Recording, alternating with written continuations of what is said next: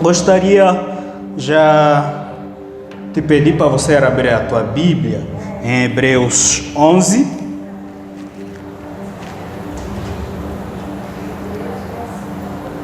Bem, acho que isso é o que eu sou casado já há 1 ano e alguns meses e sou angolano também, né? Estou no Brasil já a caminho de 6 anos.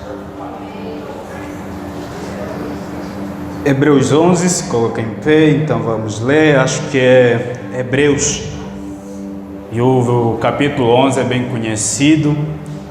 Ora, a fé é a certeza das coisas que se esperam, a convicção dos fatos que se não veem, pois pela fé os antigos obtiveram bom testemunho. Pela fé entendemos que foi o universo formado pela palavra de Deus, de maneira que o visível veio a existir das coisas que não parecem. Pela fé, Abel ofereceu a Deus mais excelente sacrifício do que Caim. Pela fé obteve testemunho do ser justo, tendo a aprovação de Deus quanto às suas ofertas. Por meio dela também, mesmo depois de morte, ainda fala. Pela fé, Enoque foi trasladado para não ver a morte, não foi achado, porque Deus o trasladara, pois antes da sua trasladação obteve testemunho de haver agradado a Deus. De fato, sem fé é impossível agradar a Deus, porquanto é necessário que aquele que se aproxima de Deus creia que Ele existe e que se torna galardoador dos que o buscam. Pai, no nome de Jesus, queremos te dar graça mais uma vez. Obrigado, Deus, pelo dia de hoje. Obrigado porque as tuas misericórdias se renovaram em nossas vidas. Obrigado porque o Senhor nos conduziu, ó Deus, o dia inteiro e chegamos a esta noite, uma noite que te oferecemos louvor, uma noite, ó Deus, que nós nos abrimos para ti. E nesse momento, Senhor, queremos que o Senhor fale conosco, assim como o Senhor já começou a falar desde o culto, ó Deus, desde o começo desse culto, pelo louvor, e talvez o Senhor falou muito pessoalmente por alguém aqui. E queremos, ó Deus, pedir que o Senhor continue a falar para os nossos corações. Ó Deus, quanto a mim, que simplesmente eu sirva de um mensageiro da Tua Palavra. Ó Pai, que o Teu Espírito Santo paira sobre este lugar e fale por cada um, em nome de Jesus. Amém. Então, podes te assentar.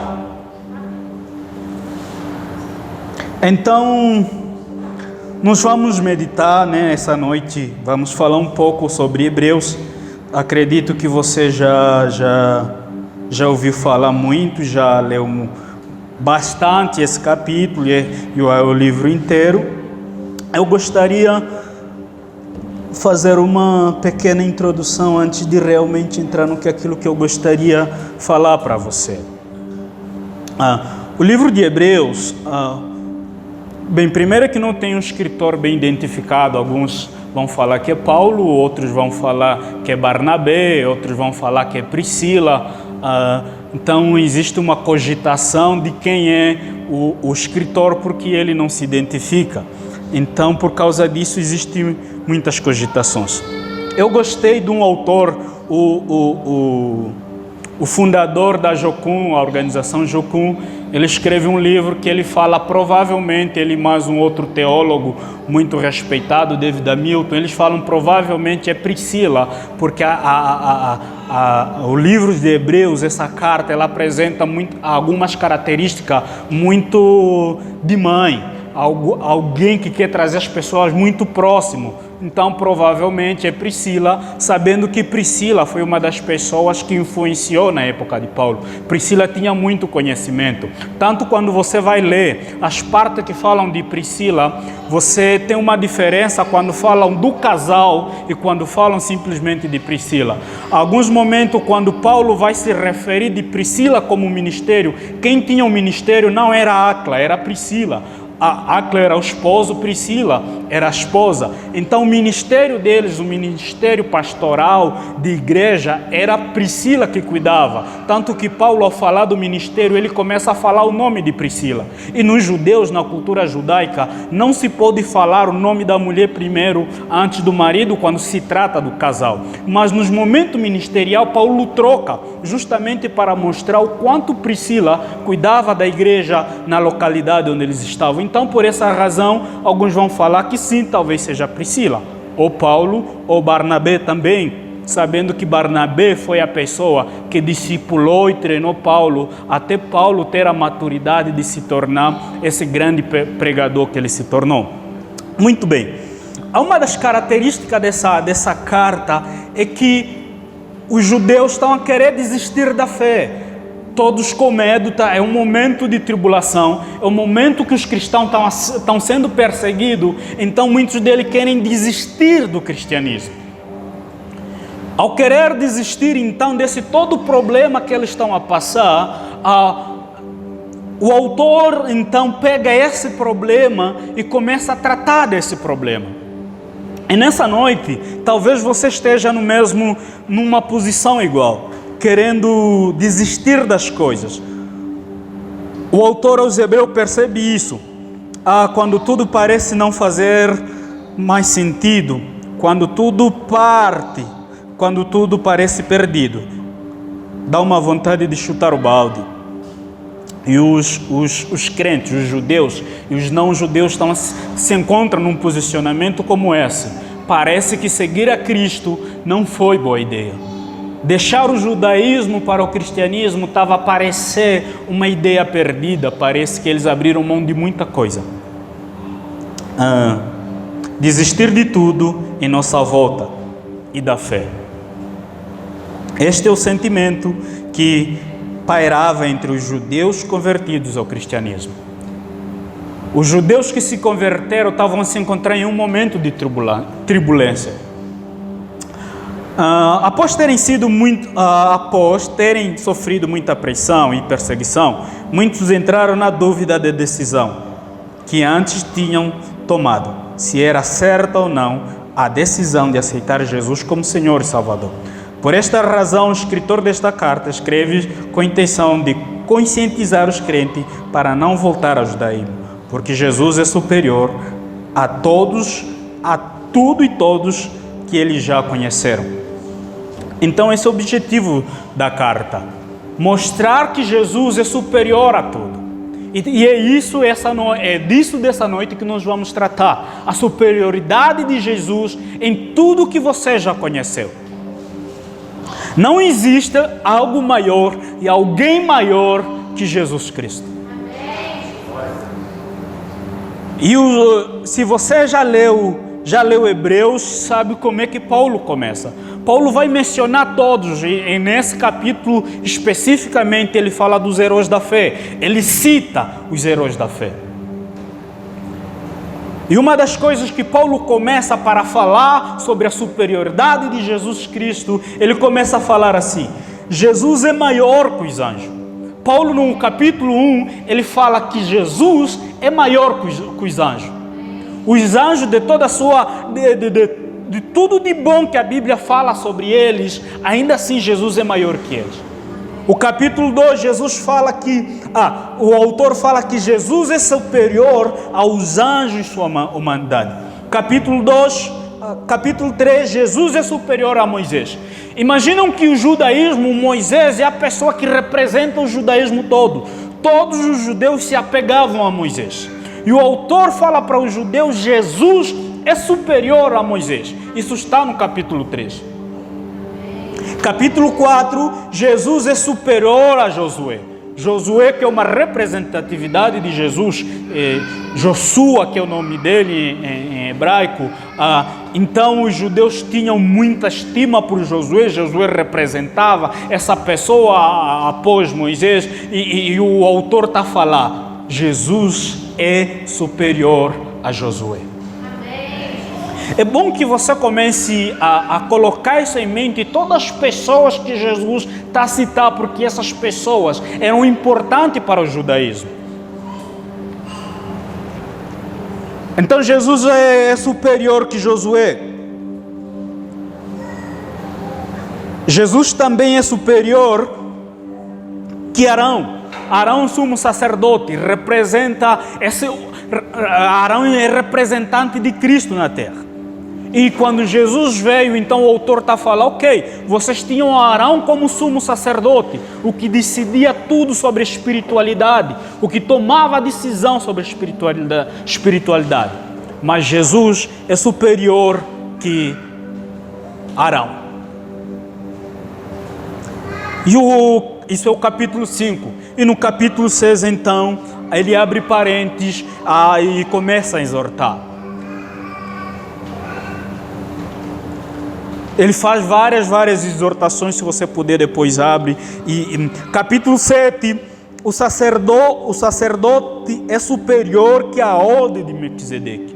O sacerdócio de Jesus é superior que a ordem de Melquisedeque. Melquisedeque é uma pessoa importante para o judaísmo, alguém que representou esse sacerdócio bem, tem um bom testemunho. Então o autor no capítulo 7 fala que Jesus, o sacerdócio de Jesus é superior.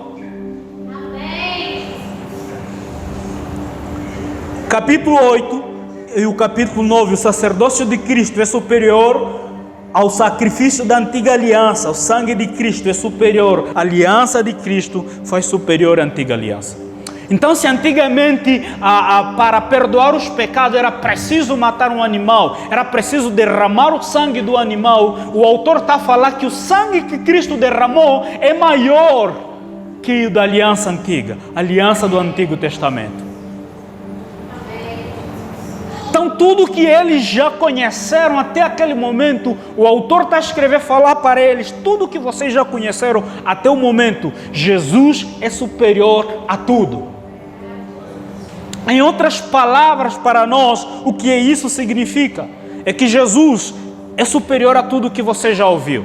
Jesus é superior a qualquer problema que você já passou. Jesus é superior a qualquer pessoa que você respeita. Jesus é superior a qualquer líder terreno. Jesus é superior a qualquer presidente. Jesus é superior a qualquer governante. Não há ninguém superior a Jesus. Jesus é superior a tudo que você conhece ou conheceu. E do capítulo 10 ao capítulo 12, o autor chama essas pessoas para preservar a fé. E o capítulo 11 específico, ele começa: a fé é o firme fundamento daquilo que nós cremos e a esperança. E aí surge uma pergunta que eu tenho para você nessa noite: qual é o firme fundamento da tua fé? Qual é o firme fundamento da tua fé? O porquê você está nesse lugar? O porquê você está nessa igreja? O que te traz aqui nesse lugar? O que te trouxe hoje nesse culto? Alguma coisa em Anápolis por muitos anos me incomodou. E ainda me incomoda, embora hoje eu estou voltando, fiquei 1 ano e meio fora de Anápolis. Mas uma coisa que me incomodava nas igrejas em Anápolis é que a igreja em Anápolis se tornou um meio social. As pessoas vão para a igreja para encontrar o amigo, para encontrar a amiga. As pessoas vão na igreja para bater um papo depois do culto. As pessoas vão na igreja para comer. Esses são os motivos primários que levam muita gente para a igreja. O motivo a Jesus se torna um motivo secundário. Então a igreja se tornou mais um lugar de um encontro social do que realmente um lugar de adoração. E nessa noite eu quero perguntar para você: qual é o firme fundamento da tua fé? Que tipo de fé você tem? O que te traz nesse lugar? Quando a igreja se torna um lugar somente social, qualquer problema nós saímos correndo. Qualquer coisa nós mudamos de igreja. Eu me incomodo a pessoas que já mudaram mais de 3, 4, 5, 6 vezes de igreja. O que essas pessoas estão a procurar? Porque o Jesus que se prega nas igrejas evangélicas é o mesmo, embora algumas deturpam a verdade. O que você está procurando em todas as igrejas que você já passou que não encontrou. E essa mudança de igreja é uma característica principal em Anápolis. Não estou a falar que mudar de igreja é ruim na sua totalidade. Não é isso. Eu estou a falar quando você muda toda hora de igreja. Se tiver um problema nessa igreja, aí você muda. Quando tiver um outro problema naquela igreja, aí você muda. Não, fulano falou, por isso vou sair da igreja. Não me colocaram na liderança, por isso vou sair da igreja. Ah, não, eu queria fazer parte de tal ministério, não me colocaram, então não é igreja para mim, vou mudar. O que nós precisamos entender que igreja é um lugar de adoração. Amém. Igreja é você. Você é representante de Cristo. Nós somos pequenos Cristo.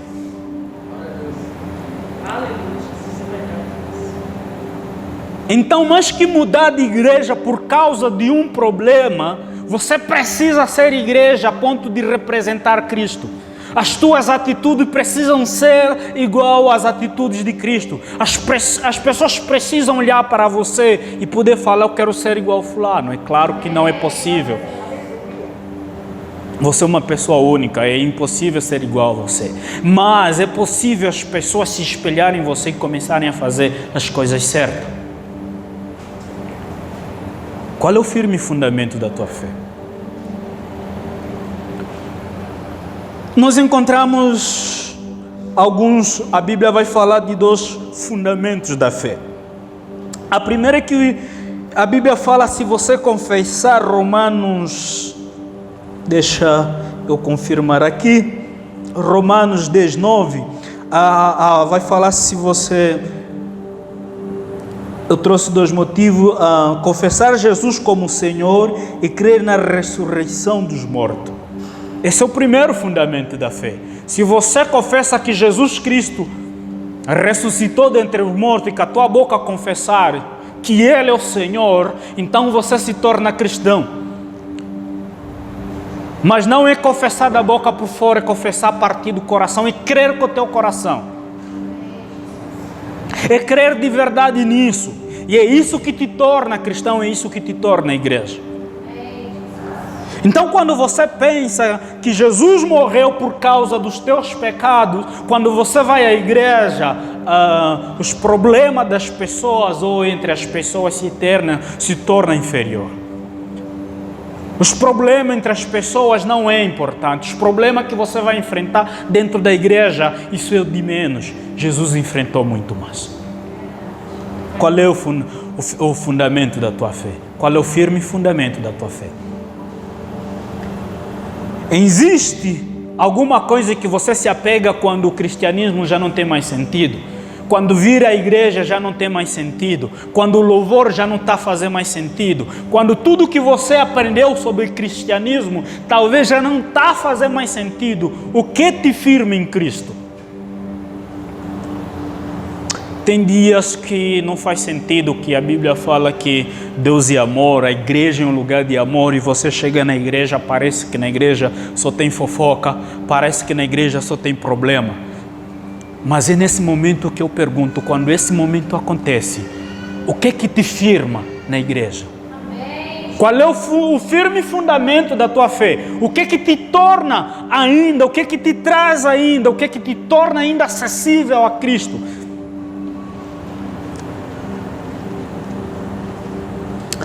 O outro firme fundamento que a Bíblia traz está em Efésios, capítulo 2, versículo 20 a 21.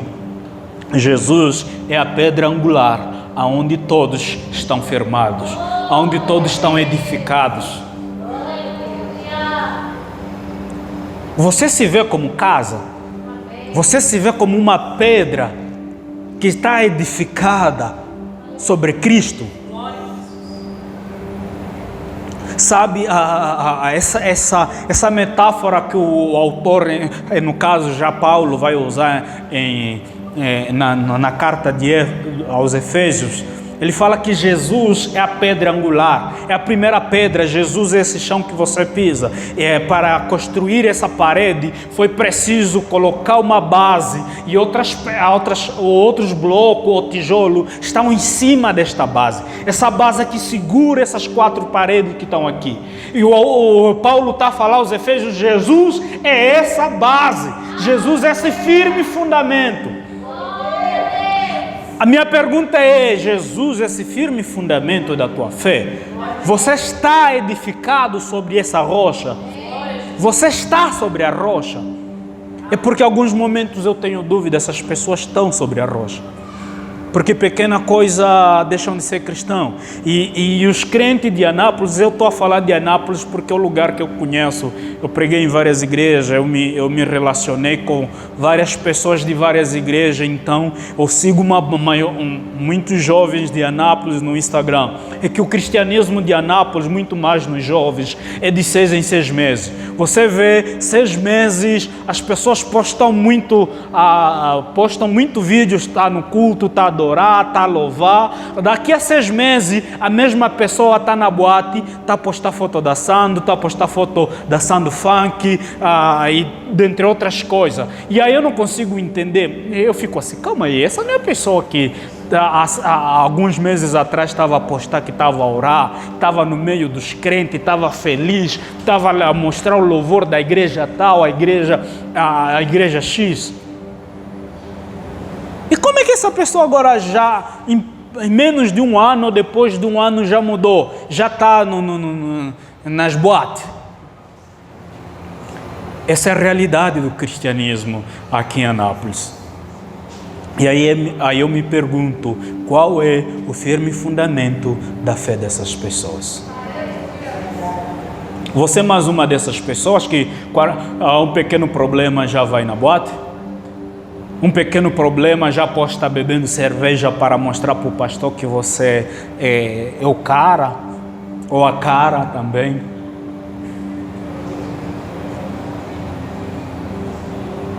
Você é aquela pessoa que um pequeno problema já vai começar a postar todos os problemas no Instagram, no Facebook. Qual é o firme fundamento da tua fé? O que te torna cristão, o que te traz, o que te faz fazer parte dessa família?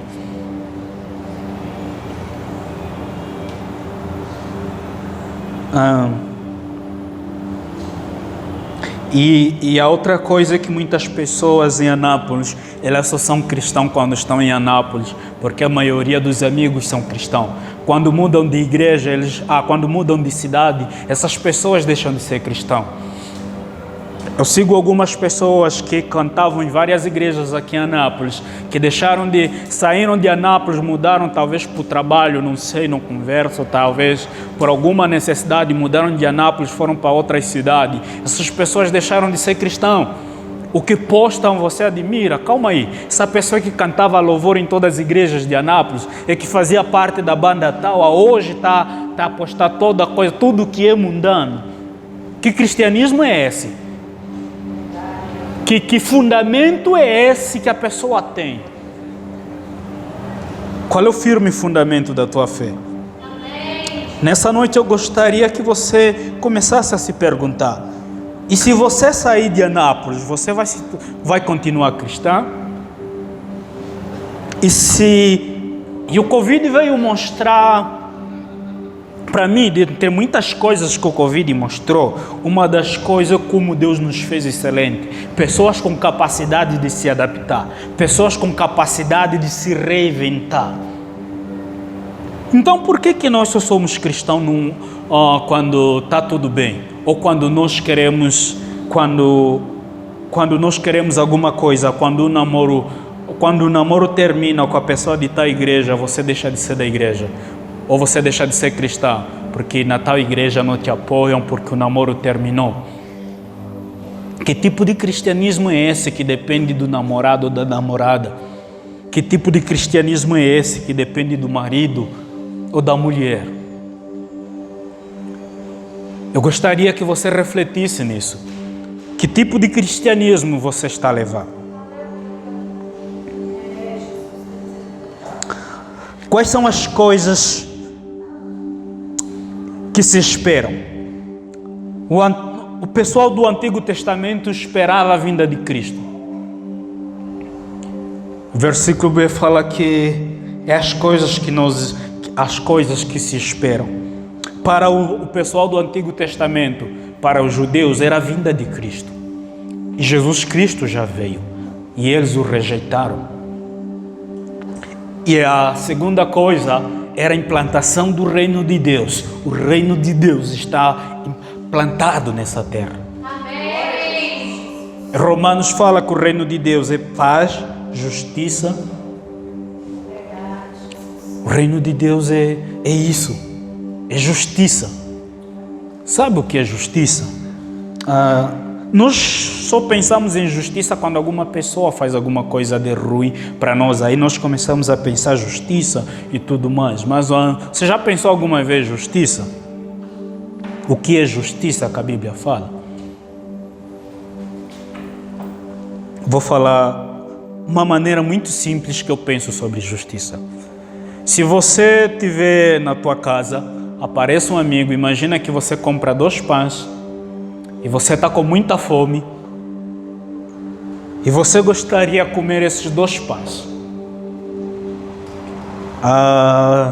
Mas apareceu um amigo, um parente, e provavelmente você tem que dividir. Só que você é livre de dar para a pessoa ou não. Você é livre de compartilhar ou não. Você pode, por exemplo, comer um pão completo e partir o outro pão, uma metade, dar para a pessoa e a outra metade ficar contigo. Então você comer um pão e mais uma metade. Ou você pode dividir o pão para ele e outro para você. Quando você divide, isso é justiça. A Bíblia está a falar que o reino de Deus é justiça, é paz no espírito.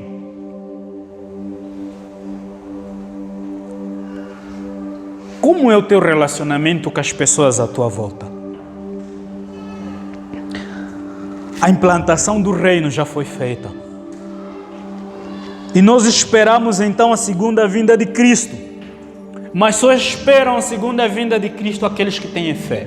Amém. Aqueles que estão firmados na rocha. Aqueles que não vêm na igreja para uma ação social, para um encontro social, para se encontrar com os amigos, para ver a fulana e para ver o fulano. Mas para adorar a Cristo. Para se submeter aos mandamentos desse reino. Sabe,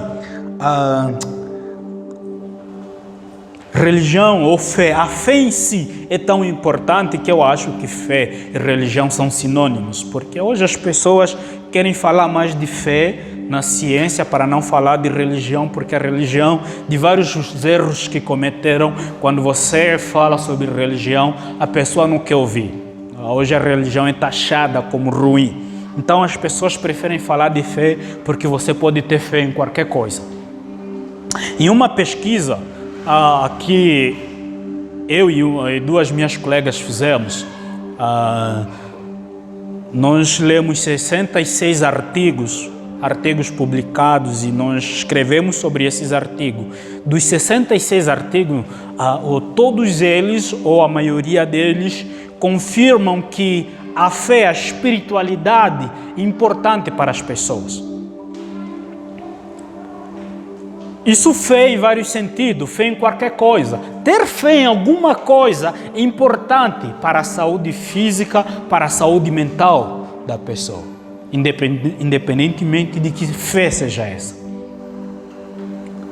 Imagina então para nós cristãos que temos fé no Criador dos céus e da terra. Que temos fé que esse mundo é passageiro. Que temos fé que em algum momento nós vamos nos livrar de todos esses problemas. Que temos fé que Cristo virá e levará a sua igreja. Não existe algo melhor do que crer em Deus, do que permanecer na fé. Então a esperança cristã é mais que uma esperança, é a esperança que se transforma em certeza. Mas só é possível essa certeza se concretizar em nossa vida quando nós temos conhecimento, conhecimento de Deus. Se nós não temos conhecimento, é impossível ter fé. Fé precede conhecimento. Você só acredita nas pessoas que você sabe que honram com as suas palavras.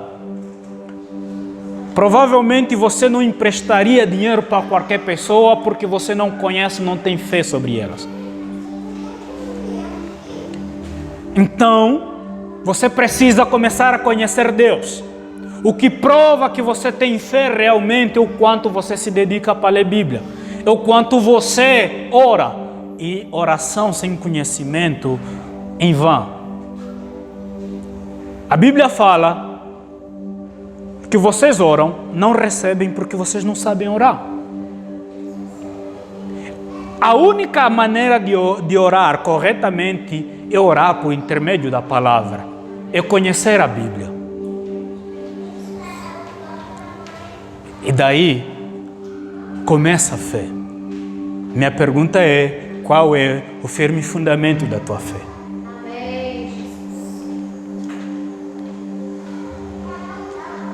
É impossível dizer que temos fé se não lemos Bíblia. Fé é o conhecimento prévio de alguém, de alguma coisa na qual eu acredito. Para ter fé, precisa ter conhecimento. Para ter conhecimento de Deus, precisamos ler Bíblia. Se não lemos Bíblia, se você não lê Bíblia na tua casa, se você não lê Bíblia, então é porque o teu cristianismo está bem interrogado. Pensa num ponto de interrogação bem grande. Mas isso eu não posso falar, só você pode olhar e ver como é que anda teu cristianismo, como é que anda o teu tempo para ler a Bíblia. Se você não lê Bíblia, então teu cristianismo precisa ser interrogado. Fé é a prova das coisas que não se veem. Sabe, se tudo na tua vida estiver difícil, se tudo parecer perdido, você precisa saber que Cristo é maior que tudo. Cristo é maior que os problemas. Cristo é maior que o coronavírus. Cristo é maior que qualquer problema que você está passando. Ele pode resolver o teu problema assim no estalar de dedo.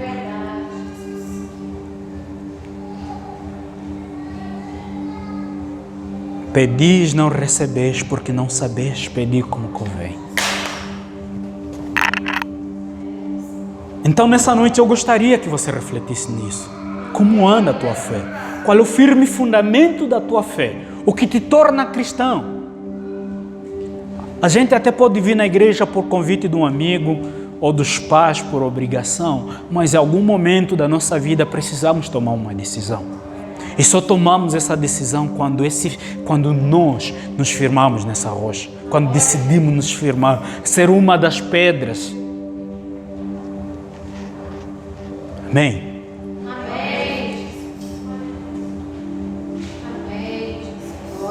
Não sei como é que anda teu cristianismo, só você pode falar. Não sei como anda a tua fé. Provavelmente você é mais uma pessoa que quer desistir de tudo. Quer desistir da vida até. Mas nessa noite eu quero te garantir que Cristo é maior que tudo e Ele pode resolver tudo. Então gostaria que você refletisse sobre a tua vida, como ela está.